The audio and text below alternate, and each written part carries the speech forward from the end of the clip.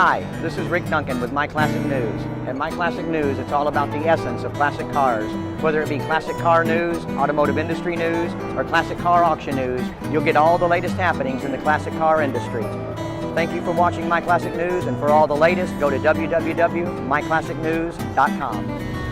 Hello, I'm Kristen Traeger with myclassic.com. By watching this video, I already know that you are a classic car nut just like me. So I'd like to personally welcome you to myclassic.com and encourage you to explore the website. It was designed as a resource for classic car guys like us, and I look forward to joining you in the classic car conversation. Thank you for joining myclassic.com.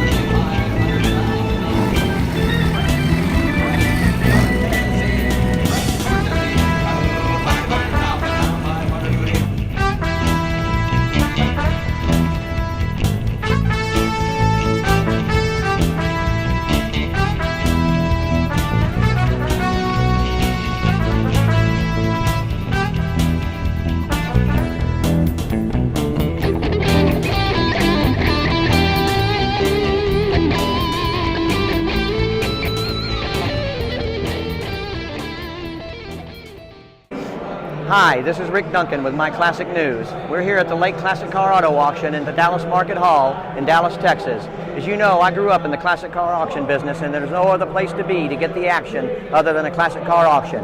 Thanks for joining us, and get the latest classic car auction news at www.myclassicnews.com. Michael Shoal has been in the auction business for over 20 years. From working as a cowboy on a ranch to traveling the country selling classic and vintage cars of every value with various auction companies, Michael has seen it all. Recently, we were able to visit with Michael at a Lake Classic Car Auction in Dallas. Join Myclassic News as we sit down with this ringman, multiple business owner, and overall great guy, Michael Shoal. Hey Michael, how you doing? Hey Rick, how are you? How you been? Good. So, tell us a little bit. You've been in the auction business for 20 years? It's 20 years. It's kind of funny how I got into it. I grew up in a Chevrolet dealership and out in West Texas, and at the age of 15, I decided I hated cars. So I left the dealership, told my dad I didn't want to do any more cars. I was sick of cars. Just take me out of this world. So a good friend of mine, they asked me to come be a cowboy on their ranch. Knew nothing about being a cowboy. From cars to a cowboy. Yeah. But hey, I wasn't doing cars anymore. So I went out to this ranch. I lived out there for 6 years. And on the final year, I decided I was driving their 18-wheeler truck, and I decided I wanted to be a cattle auctioneer because I had been hauling their livestock to the sale barn. So I went and did that. I went to Missouri Auction School, and when I got home, I couldn't get a cow sale, and my dad said, "Let me do you one favor." He goes, "I know you hate cars, I know you don't want to have nothing to do with it, but I'll get you a job at an auto auction." And dang it, I'm still stuck there. And you're still there? I'm still there. Well, so. why? What was the reasoning for the hatred for the cars? Because your dad made you do it? Because I've done it. But from the time that, you hear the thing, the time I could crawl, but it was the time that I could walk, I was at that dealership. I worked in the detail.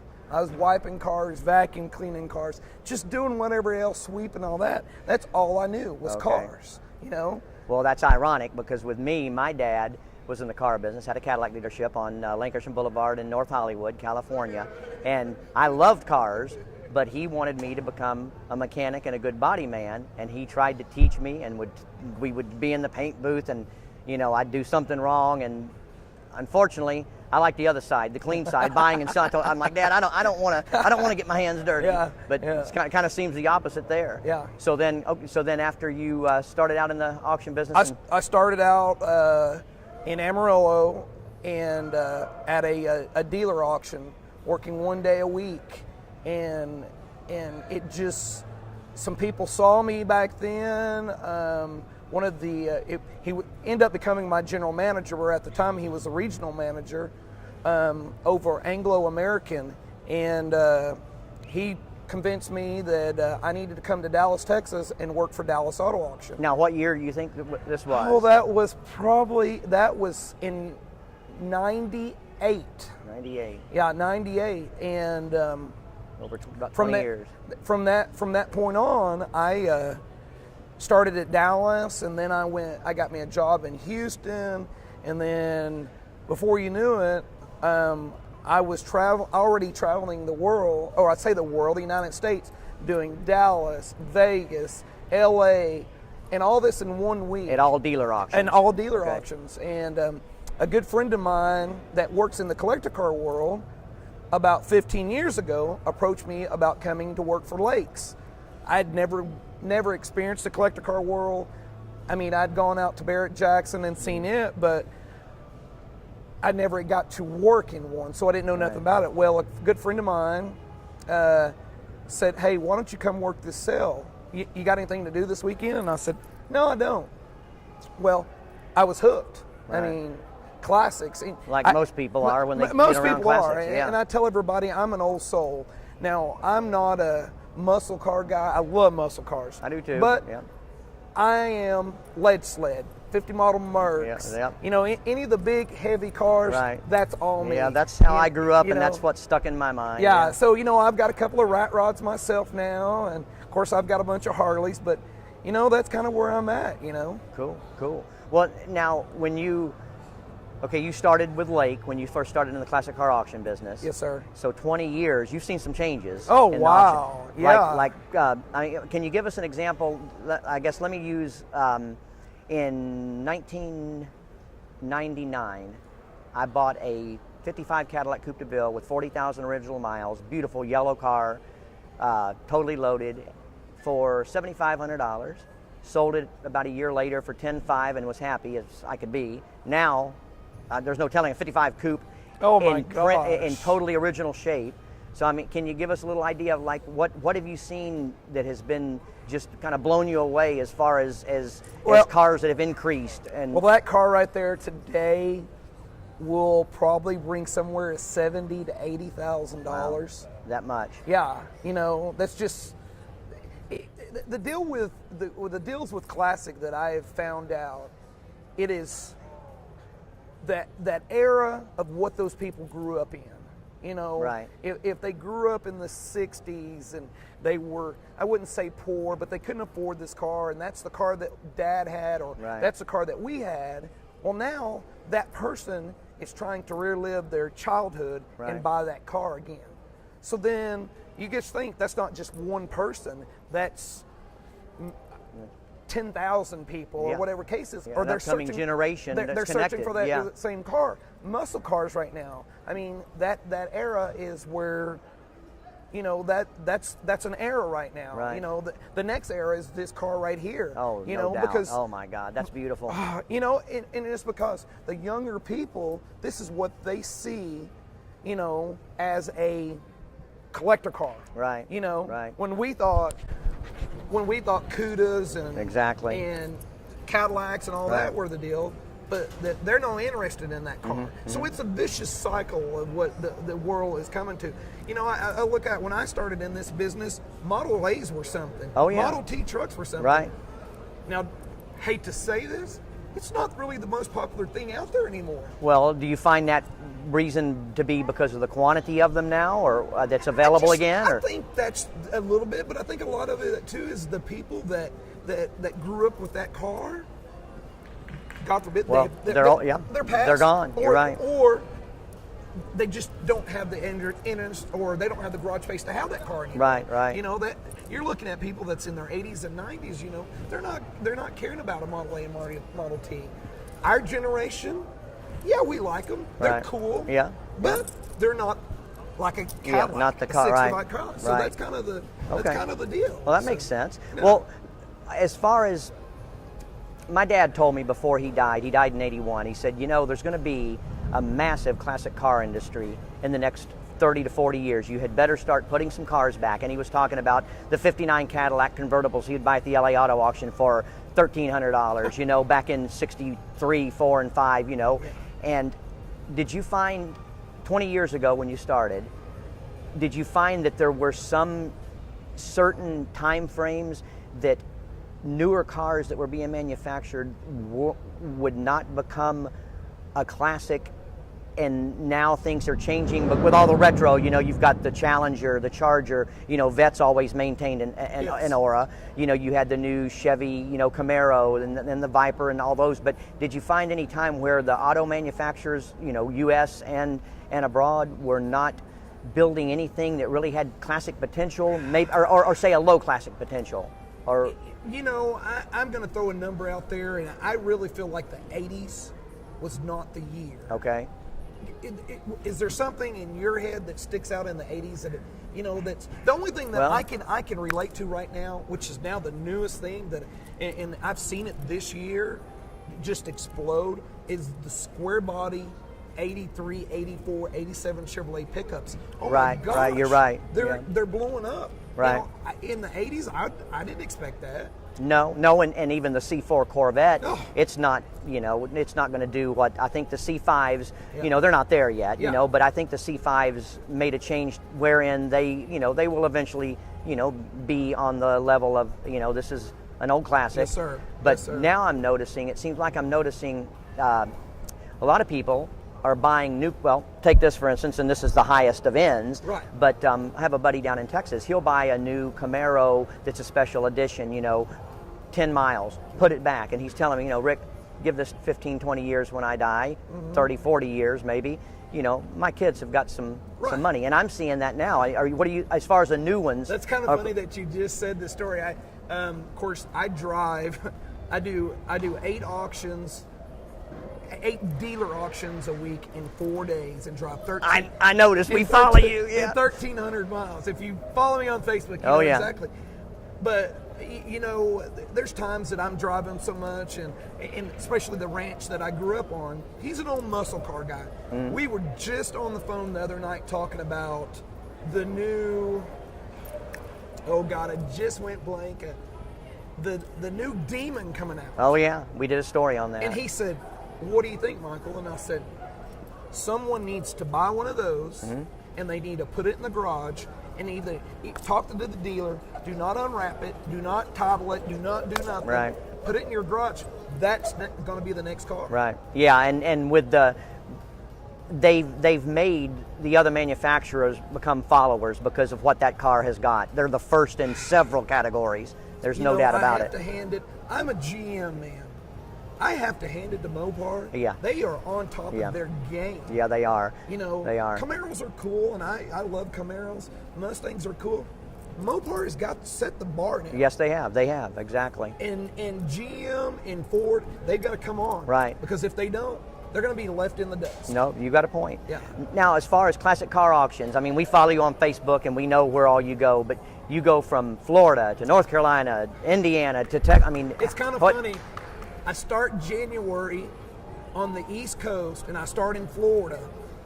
And then I jump from Florida all the way up to Atlantic City. And then I work from Atlantic City from February all the way down to the end of March and mid-April in Florida. So I work Greensboro, North Carolina, and I work my way down the coast. So I spend the first half of the year on the East Coast. And that's not counting dealer auctions, your other business you have to tend to. No, sir. You stay busy. No, sir. You stay busy. No, sir. You know what?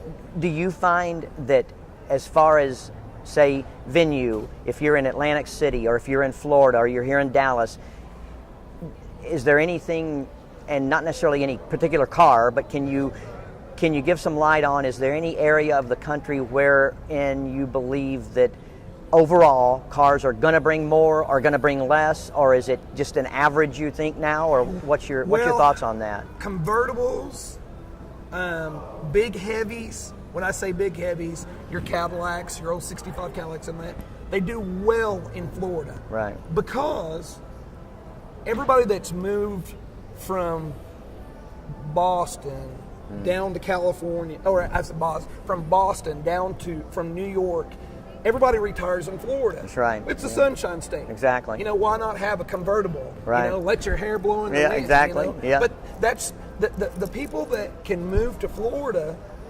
Their era right now is the big heavies, the convertibles. Right. You know, let's throw Mercedes in there. You know, everybody's got to have an SL Mercedes. Yeah. You know, Yeah, that's true. Something convertible in Florida. Well, go ahead. Sorry. And because you're in January, you're in February, you're in March, Right. you're in April. Right. It's a great time of year to be in Florida. So that's kind of that era for that deal. Right. You know? Right. Your order has been placed. Your schedule is set. And now, it's shipping day. Your driver will call you to schedule a time. To be prepared, make sure your car is not excessively dirty and remove all personal items. Be sure to leave a quarter tank of gas. Remove tollway responders or wrap them in aluminum foil and store in the glove box. Our truck is around 75 feet. That's more than double the length of the average fire truck. Due to the size, they may need to meet somewhere in your area, like a shopping center. When your driver arrives, he will perform an in-depth visual condition report of the exterior. Once the inspection is done, the driver will have you sign the paperwork. Put that paperwork in a safe place, as you'll refer to the initial inspection at delivery. Now for the fun part. The driver securely loads your vehicle onto the truck, and he's on his way. The next time you need a car shipped, call the official classic car transporter of myclassicnews.com, Executive Auto Shippers.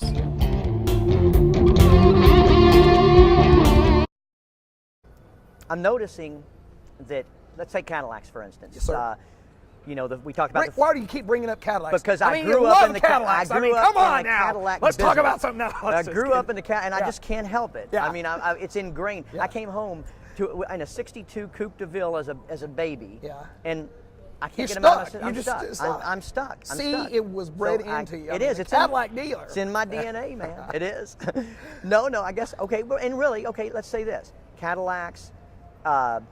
Lincolns are a different breed with four-door because you had the suicide, but you went from 55 up into that early 60, leave 60s out, say 61, 2, 3, and 4 Cadillacs. Yes. Okay, Coupe de Villes, two doors always catch on pretty well immediately, Yeah. but I'm seeing the four doors in those models, even in the mid-60s, 5, 6, I think we saw one today go through. Yeah. Are you seeing four doors in Cadillac or any other cars that are actually starting to do better than they would normally? I mean, is there anything you're seeing? Well, Say in Florida even, with the... Cadillacs, and I was just giving you heck, but Cadillacs are always going to do well. Right, They're just the car. right. Lincoln had their moment, but I'm telling you, when you talk about moments, I think personally, Lincoln had their moments in the 60s. People, and this goes into any kind of world, any kind of car, people relate of what's going on in the world, of what kind of car they fall in love with. 60s, JFK. That's true. Everybody had to have, it was a terrible thing that had happened, but everybody falls in love with a 63 That's right. convertible Lincoln. That's right. Yeah. Okay, Elvis. What was Cadillac. Elvis? Cadillac, He was yeah. a Cadillac man. That's right. It doesn't matter what year Right. on a Cadillac, because Elvis is when Elvis was here. If Elvis owned one, that's what they fell in love with. Right, So, you're like I was saying. The stars and famous people set the bar on certain cars. Right, right. Whether it's Cadillac or it's at Lincoln's or something like that. Four-door, two-door. Two doors are going to be the most popular. It's always been. Right. But four doors come along and they have their moments too. I guess depending on model, make, like you said, Yeah. Elvis Cadillacs. Oh, yeah. yeah. One of the hottest cars in the market right now is a Trans Am, 76, 78. and there's some 79s. The Trans Am, the Smokey and the Bandit car. Right. You know, what they call the Bandit car. Bandit, right. That is the hottest car right now. Just because, guess what? Burt Reynolds stepped back on the scene. That's right. And even at his age, look what he's doing now. And, I mean, it's amazing. He set the bar of Yes, where that. he did. Yeah. So that car's back popular. Right. You know, that car was kind of dead for a while. Yeah, it did go dead. You're and then right. now it's back. Yeah. So I mean, entertainers sometimes set the trend. You know. So given that, is there any other thing you can put your finger on that if you you know, you're a car enthusiast and you've never really bought or sold much, but you're thinking, you know, I've got X amount of dollars. I don't want to put it in the stock market. Right. You know, I want to just play around with some cars. If you, what would be your, say, first, second, and third choice if you could buy anything to say 100 grand, had 100 grand in your pocket, and you could buy 3 cars? What would they be? So I'm gonna start in the 80s, and I said the 80s. There wasn't anything. Yeah. There wasn't anything else. I am going to buy an 82 Camaro. Okay. No, 81 Camaro. 81 Camaro, white, Z28 with blue stripes. Blue stripes. Yep. That's going to be the first car. Okay. Okay. Then I'm going to jump in the 90s from there, but I'm going to grab 2 cars. A Cyclone and a Typhoon. Wait a minute, I'm going to go ahead and grab 3 more. I'm going to grab another car. I'm going to grab a Grand National. Okay. Okay? A black one? Yeah, yeah. I'm going to grab that car because the 87s, I had to jump back in the 80s, No. 87 to grab that. And then I'm just going to really fast forward, and I think I'd buy a Demon. Yeah, I think that would be a good choice. Yeah. So, Now, wait a minute. Now, I'll throw one more in there, and it's just because I want one. I want one of the Copo, white Copo Camaros. the new what year? That was 2012. Was it 2012? Yeah. Okay. Yeah, so I'm going to grab one of those, and that's what I'm going to lock up right there. And you believe if you had all those cars in how many years, say over a 5, 10, 15 year period? Well, I think, you know, I've seen some Grand Nationals. Last year, I sold a collection of 10 Grand Nationals, some GNXs, some regular Grand Nationals that just barely had miles on them, like 7 and 6 miles. And those cars brought anywhere from $35,000 to a GNX bringing closer to $50,000. Wow. So I think you're going to double that car. You might even see a GNX later in life bring 100 grand. Wow. And If what it's do you think, 10 years? I think 10 years. 10 years, But it's okay. got to be the right one. Right. It's got to be still in the dealer wrap. And that's the big thing. Right. Well, you go to, okay, let's go back to let's say the 50s, 60s, and 70s. What you're seeing now in the auction business, any trends, you know, we know what cars are doing, you know, Right. certain things for several years, you know, Cadillac, this. What one car from 50s, 60s, and 70s would you think that is the next upcoming thing that just hasn't caught on yet as far as value, you know, interest? Wow. So 50s, that car's caught on, and I hate to say this car's on. I won't say it's dead, but the flame is kind of dwindled. Is a 4950 model Merc. Okay. You know, that's a good. Yeah, that's true. That's Yeah. a good car. Right. I think, mark my words, the 63, 62, 61 Lincoln Town Car, Continental, right? that car will come back. I won't say that car's dead now, but there's a new generation. Only because if you go back and after a TV show / movie came out, that car got back popular again. Okay. HBO did a deal, and true, people will know what I'm talking about. Right. But that car kind of has re-evolved. Okay. So that's what I got back to. Entertainers. Again, you're right. They set the bar on That's some true. cars. Well, look at Eleanor for several Oh years. my And then gosh. all of a sudden, Oh. here comes Cage and the new era. And Yeah. Kind of amazing. You know, so, and you take back, God, and you're asking me. And you know, and it's just from what you're seeing, you know, in the auction business, you know. I never thought 70 model Chevrolet pickups, 68 '69 Chevrolet pickups, 71, 72. So the early 70s Yeah, models. why? Where did that truck come from?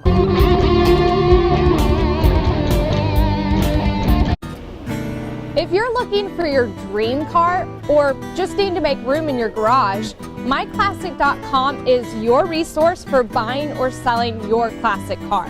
Search and find your dream car from the large number of listings by classic car owners just like you. Thank you for choosing Myclassic.com. So we're talking about 70s, and we're talking about, the 72 back pickup. I never would have thought that pickup's coming on. And it's always been there. Well, I remember seeing it. It was probably in the 90s. It all of a sudden took a jump, but then I noticed it just kind of it hovered. Yeah. And now it's back. I was in Florida in March. And one of those things when you sit back at an auction and you scratch your head. Mm-hmm. Oh yeah, I've done that a lot. I sold a 71 long bed Chevrolet pickup, orange, white, and orange, traditional Chevrolet colors, with a big block in it, and it brings $35,000. Wow. And I scratch my head and go, what's going on? Yeah. So the other night I got a phone call, and my friend from back in West Texas said, hey, I'm trying to buy this 72 Chevrolet pickup, aqua blue, aqua green, what do you want to call it? And he said, it's a long bed truck, it's 96,000 miles, and he said, no AC, automatic truck, but he goes, it's a four-wheel drive. And I said, that truck's probably, that truck with a two-wheel drive will bring somewhere between $12,500 and $15,000. I said, so I wouldn't be scared to give close to 20 grand for this truck. So I'm waiting on a phone call to see if we bought, a 71 Chevrolet pickup. And that anticipation's always the word. Yeah, that wait. Yeah, and I've been texting him every day. Hey, did we get a truck bought? Yeah, Did we get a truck bought? Exactly. Because that's kind of him. He doesn't play in this market. And actually, it was the rancher that I grew up. I worked on his ranch. Wow. He just all of a sudden decided, after following me on Facebook and everything I did, he says, man, I think I want to play in the car market. So he goes, I'm looking for your expertise to tell me, right, what should I buy? What should I do? He goes, is this a good buy? And I said, well, I wouldn't buy a long bed, but yeah, I would buy a long bed, because Florida set a different tone in my head to go, long beds are coming along. Right. Everybody wanted a short wide. Everybody. Yeah. Step side or short. Long beds were, oh God, I don't want a long bed. No, but now there's a new thing set. Long beds and four-wheel drives, and it's just kind of that deal. So. And you learn something. I didn't know that. I had no clue that the long beds had started to really. Yeah. So roll. it's just. But you take that back. What I'm telling you, that era of people, that generation. That's right. They're coming into evolve. Yes, and ever evolving. Yeah. They're evolving into form, and so that's where we're at. We kind of jumped around for a while in the car market. I see, because it doesn't follow a pattern. You don't go from the 50s to the 60s to the 70s to the 80 babies. And when I say babies, that's what if they call the baby boom or something like that. Yeah. It has kind of jumped back a little bit, but it jumped back just to the 70s, and this whole, like we were talking a while ago, the Burt Reynolds, right? The Camaros and stuff like that. That car is really on fire now. That's the new thing. Yeah. Don't get me wrong. There's still the muscle car guys that likes the Chevelles and the '69 Camaros and blah blah blah. But that's now the new hype. We jumped in the '80s. We tasted a little bit of the '90s, and kind of people jump back. Well, and with the Trans Am, if you really study on Burt Reynolds and the marketing and the promo stuff with him, if he hadn't jumped back into the game, what would have really happened? I think that car would have been dead. It's been the same, and it maybe even further. Yeah, I think you're right. I think that car probably brings, on a good day, $12,000, $13,000. That's right. And now that car's bringing $30,000, $40,000, $50,000. And I think you're right. You're gonna keep seeing things moving in a different direction. I mean, well, now leading into that, then, tell us a little bit about what a ring man does, because I grew up in the classic car auction business, and I saw a guy years ago at my dad's auction. He would give them hoses, and they'd go around at dealer auctions and beat on those cars and get everybody's attention. And my dad would even say a car that's worth $1,000. Now this is in the 70s. Right. He would started out bidding at 100, and if everybody wasn't paying attention, he'd go out and hit the car. He'd sell it for 100. He'd say, "Next time, guys, I have your attention now. You better look at these cars." But the ringmen always got my attention because of what they did. And now you're being asked for advice. There's a lot more to that position than just going around taking a bid. Can you let the people know? Give us an insight on the inside track of a ringman. Well, I can tell you one thing. God blessed me with. It all worked out. For a while, everybody was kind of worried about me because I was high-strung, and before we... Well, you're still a little high-strung now. Before we used the word ADD, this kid, he's hyperactive, Right. Well, it played into life for me. As a ringman, I think a ringman has to be like what your dad says. He's got to bring some excitement to the stage. Right. If not, you're going to go to sleep. That's right. These people are out here in this crowd out here, right. Well, they'll just fall asleep. Right. But if you don't do something fun and excite, people come to auctions because they want to be involved in an auction. Right. Get them involved with an Exactly. auction. I've always said let them bid. Right. If someone comes to auction and they don't get to bid, then they go home and go, "Wow, that car brought too much money."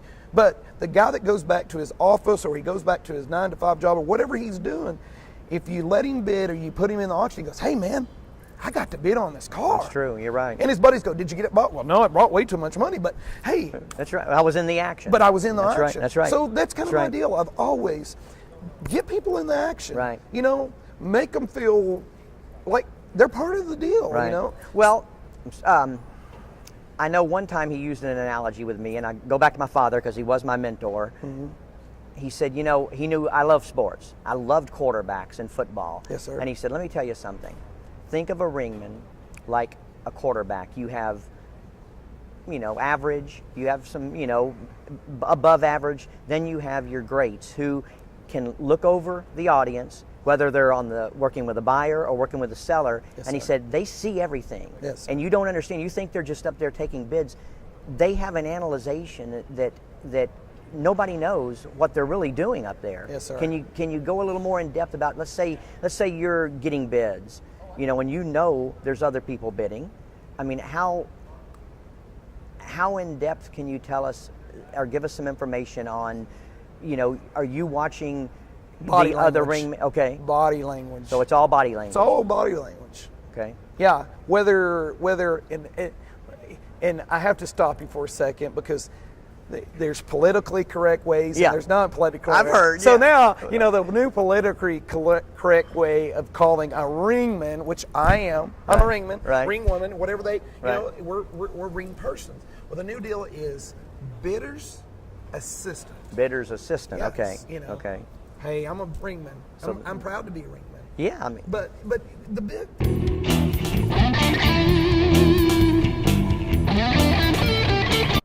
Classic cars have evolved into a massive worldwide market.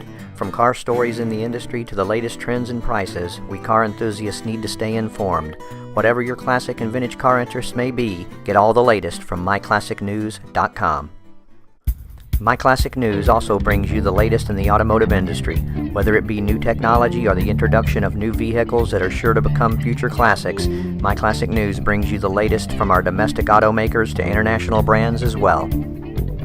And don't forget, at Myclassic News, we bring you the latest in the classic car auction industry. Whether you're a one-time buyer or an avid investor, Myclassic News will supply you with all the classic car auction information you need to stay informed. Myclassic News, it's all about the essence of classic cars. So for the latest, come visit us at www.myclassicnews.com, and thanks for watching Myclassic News. So I love it. I don't know what. It's just it's. Well, it's in your blood. It is. There's It no is. doubt. You know what? It's kind of funny. There's not too many people that would get on a plane every week, drive in a car, and sleep in hotels. That's right.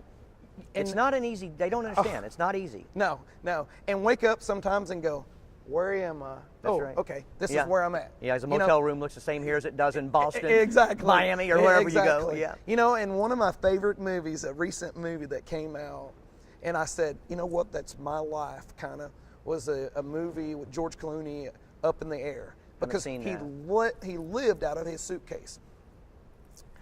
When I was a kid and growing up, I always said I wanted to live out of suitcase. I wanted As a kid? I said I wanted to God. fly around. I wanted to be in a different city. I wanted to do this and do that. Well, you're you know? doing it. And all of a sudden I look up and I'm doing it. And I was like, holy crap. You know, it's like, how did I get here? You know, it's kind of funny. I know some people and they text me all the time or message on Facebook. They go, how do you do it? I ask that sometimes. I have to say, I ask that. It's part of it. Well, if you love it, it's Yeah. easy. It's like the It's guy easy. that gets in his car every day and he drives into his job and he does his job and he drives home every day. Right. My job is just turned into an airplane, Right. or it's in a different city, you know. So Well, so given all that, I know you don't have any off time, but with what off time you can Well- decipher, what do you do? 10 years ago, I wanted out of this world. I wanted out of the car world again. Again. I wanted out of the car world because I had rode my Harley out to Laughlin, Nevada, to a motorcycle rally, and when I got out there, I got an air rod suspension put on my motorcycle. Well, I came back to West Texas, and this air rod was by remote control, and the ching-ching, cha-ching went in my head because in West Texas, nobody had ever seen air rod suspensions, especially on a remote control. That's true. So I thought, I'm going to start this company, and I'm going to start it in my garage, and when I'm home not doing auctions, I'm going to start putting on air rods. Well, this company evolved into a full-fledged bike shop. Wow. And the kind of way that I worked it, if I made $5, then I put 10 back in the company. You know, So you doubled it. and I doubled it until, okay, I buy this product this month. And I kept doing it. Well, I did it till I was able to open a full-fledged shop. Well, in 2007, the whole financial crash, and we were building custom choppers and the whole chopper craze, evolution of life, the thing rolls on, you know. Choppers went away, and I kind of scaled back down and focused more into the collector car sale, but I always had this in the side. My passion, I love building, I love working on stuff, I love building stuff. Well, I got one, and I kind of skipped this step, but like in between that, you know, 04 and 07, I decided I didn't like what some of the cleaners that did out there. So what did I do? I still hadn't found a good cleaner until we've well, talked about. Oh, you got to try it. I mean, you're getting a can. Yeah, I'm getting my first can. Yeah. So what I did is I took some older people can relate to this. I took a pencil and a Big Chief tablet, and I wrote what I liked cleaners did, and I liked what what I didn't like, and I just divided a deal. Well, this cleaner did this. Well, the outcome, that was terrible. So I went to a chemist in Oklahoma City, and I said, hey, I don't have much money, but I want to formulate all the goods and take all the bads. 2 years later, he called me and he said, here's a bottle of it. I said, what? Oh God, I forgot about this. and he said, go try it. Well, living out in West Texas, we got the big old bugs and the big grasshoppers and blah, blah, blah. Everything's big in Texas. Yeah, so I had rode around on my Harley and my front end was covered with bugs. Well, I take my cleaner and I squirted it on the windshield. Well, I took a microfiber towel and literally those bugs fell off. Well, then I fell in love. So no.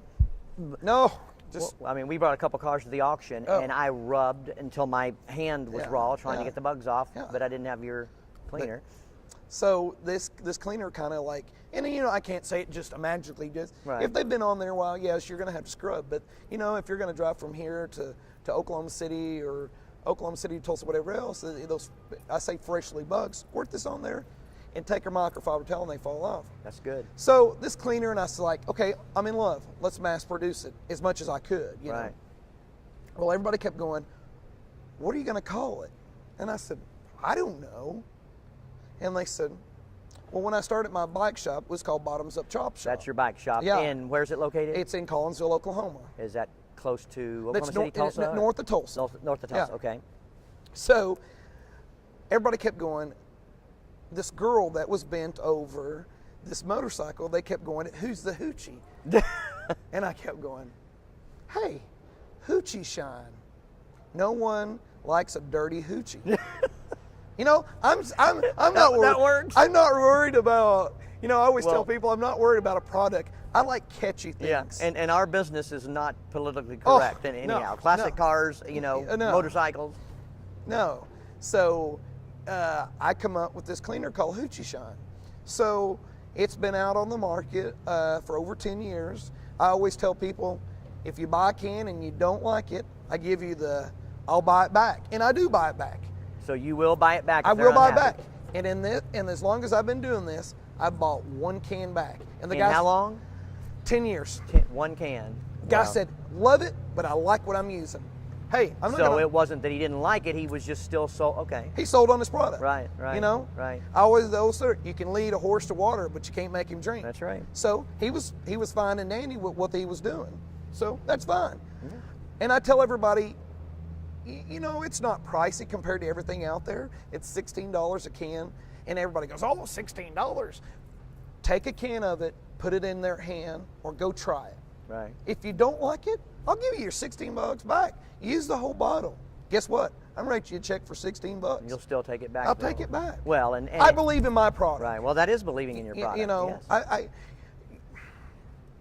I want everybody to have, whether you come to my bike shop, you buy my bike cleaner, I want you to be happy, Right. the end results. Well, and that kind of attentiveness to business anymore, that's been lost. The guy told me a long time ago, if a guy had the money to start a new business in every category and give some customer service, he'd become a multi-billionaire because there's no service anymore. Oh. And you've got that, it looks like. Yeah.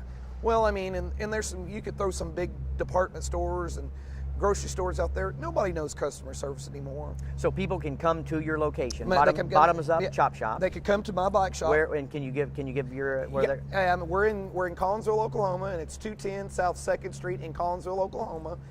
It's just 15 miles north of Tulsa, Oklahoma. Or, hey, everybody's the World Wide Web. Yeah. Google Hoochie Shine. Google Bottoms Up Chop Shop. Friend us on Facebook. I mean, I own a car dealership, or I say a car dealership, a bike dealership called Bottoms Up Motorsports. It all goes back to the same thing. Come check us out. I mean, And they need to, because you're not going to get service like that Yeah. anymore at some of the other vendors.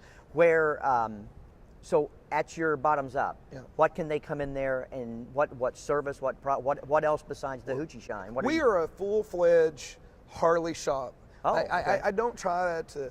I'm not discriminate against other brands.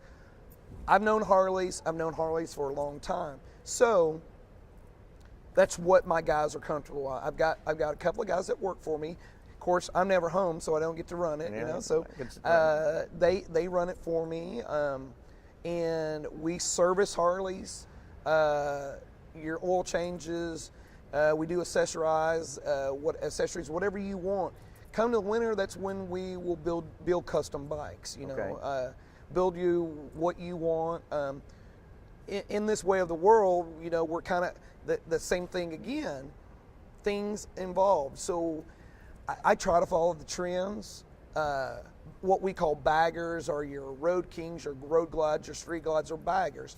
I won't say that has died, but that's not the big thing now. Right. You know, now we see everything happens in the bike world out on the West Coast. Oh yeah. What are the West Coast guys doing? Yep. And it bleeds all the way across the nation. Let me throw this out there. Just because of the movie or the show Sons of Anarchy, Oh, the yeah. big thing now in California are FXRs. Really? Dynas. Oh, everybody's got to have a Dyna. Well, there because you go. Guess what? Proves they your saw point. They saw it on. Yep. Proves your point. They saw that. That's right. So the funniest thing that I've seen right now, this is the strangest, I say funny and the strangest thing I've ever seen. Usually what happens in the West Coast will be here before long. Well, now we've got the West Coast Cali guys and the Phoenix guys or the Scottsdale guys fighting over trying to bring the new trend. So now you've got the Dynas and the FXRs, and then you've got the Softail Deluxes. So everybody, I won't say the bagger's dead, but they found a new animal. But there's like a competition for the trend starter. Yeah, and I'm watching and I'm watching them on Facebook. I mean, you know, you go to Bike Week, and all these West Coast guys are the Californian. I was in Indy for a big show, and was talking to like where you go to see all the new parts coming out, and I was talking to some Cali guys, and then I turned the corner and there was some Phoenix guys or some Arizona guys, and they're going, "Hey, look at our Softails. This is going to be the new thing." And I was going, "Well, I was just over there, and they said Dynas are the new." And it was just kind of like, you know, it's kind of it's all in who positions themselves first. Yeah. But back to my shop, we're mostly, I won't say we're just a bagger shop. We do a lot of baggers. That's Okay. kind of the deal. We do a lot of Softails. Okay. And then we get into the other Harley line, which there's nothing wrong with it, you know. So we do the service. We do the customizations and stuff like that. My deal is what I'm always on the phone. I'm always buying and selling and trading bikes. In this industry, I've grown up. I've known a lot of car dealers. I try to go to bike auctions, or I watch them on my phone, you know, on the World Wide Web. I'm always trading bikes. I'm moving bikes around. Sometimes I never see a bike, or I see it via, you know, your instant messaging or somebody.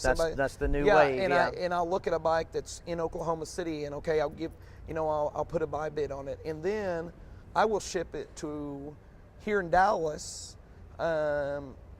Me and a good friend of mine, we partner on some bikes, and we partner on me just putting my bikes on his location, just to turn bikes quicker. Then I buy some bikes for some used bike dealers. So I always want all my irons in the fire. I'm a mover and a shaker and a hustler. Oh, that's true. You know, if you apply half of what I see you doing at auctions, at classic car auctions in your business, it's going to be a big success. Well, now wait. If anybody has a bike for sale, they can contact you. Contact me. Okay. Contact me. Whether it's, you know, my Facebook is Michael Steele, Bottoms Up Motorsports, Bottoms Up Chop Shop, Hoochie Shine, and all of those are .com. So if any of those, you know, you can go to Facebook and look at all those. But then you go to bottomsupchopshop.com, you know, bottomsupmotorsports, you know, .com. So I mean, that's just any way that you can find me is like, or just, you know, Michael Steele. I'm always on the phone. I mean, Right. I was dealing with the guy here this week, you know, talking about bikes. He says, "Hey, I need this bike." You know, he goes, So you're on the look then. and I'm on the look for a bike Right. for him. You know, my phone, I never put my phone down. I mean, if I'm laying in bed and it's 2:30 in the morning and I hear my phone go ding, I'm grabbing You're my gonna phone. check it. I'm going to check it, because there's someone that is either on the West Coast that's looking for something, and in the same way in the collector car world. That's true, You know, yeah. I've got guys that, you know, that I look at cars for them. "Hey, I can't be at that auction. Would you look at this car from him?" Right. You know, something like So that. you've got a good network. Yeah, I mean, you need to be a go-to guy because Yeah. people, you know, they throw something on the internet, and you know they don't know, you know, how, a lot of people they go up against a block wall trying to sell something, and with you, you know, you've got a network. That's Right. it's a good thing. For And I may people. I had a guy come to me last November in Houston and say, "Hey, I need to sell my split window Corvette. Well, where would you send it?" Why didn't you send that one to me? Hey, Split window. I should have sent that to Yeah, you. yeah. I said, "Hey, can I take your car to Florida?" He goes, "Michael, you can take my car to Egypt if you need to." Punta Gorda? Yeah. So Yeah. I sent his car down there. Guess Okay. what? We sold it. Sold it. Good auction. They've got a good auction Yeah. coming up. In fact, Yeah. we've done some stories on Brian and Yeah. the guys there. And so you work that auction. Yeah, I worked that auction. Okay, and Yeah, it's so- coming up in December there too. Yeah, again. we'll be back there in December. When Yeah. and I always say this. I mean, I work for a lot of auctions, and I can't pick favorite auctions. Right. No, it's hard. I know. I mean, mean, I haven't. You know, you're going to get good and bad everywhere you go, Oh. but I haven't really ever received that much bad. Classic car crowd, it's a different type of people. and altogether. you can't just say you love this auction, because when I leave Dallas and I go to Auburn, Indiana here in a couple of weeks, Right. guess what? I'm going to see people that don't come to Dallas. Right. When I'm in Florida, those guys maybe not come here. But then I have the guys like you that I might see every weekend. Yeah, you never know where we're going to be. But you never Yeah, know. Yeah. So I tell this for anyone in any business that you're doing, especially, and I say in the auction world, shake everybody's hand, because you don't know who they are. That's right. What they can do for you, or what you can do for them. That's right. You know. That's exactly right. You know. And, give me a reason why I don't like you, because I'm gonna like you. Right. You know. Well, and I've noticed that about you. There's a genuineness that you don't see in the business world anymore. Yeah. And I think that's what drew us at Myclassic to you was, you know, I noticed that years ago in some of the guys that worked for my dad, and you reminded me so much. There's a genuineness that it's been lost. It's been lost in the shuffle in business. Well, let's let the people know. You're going to be giving us to begin with, some monthly updates on the auction business, and become part of the Myclassic News team. And I appreciate that.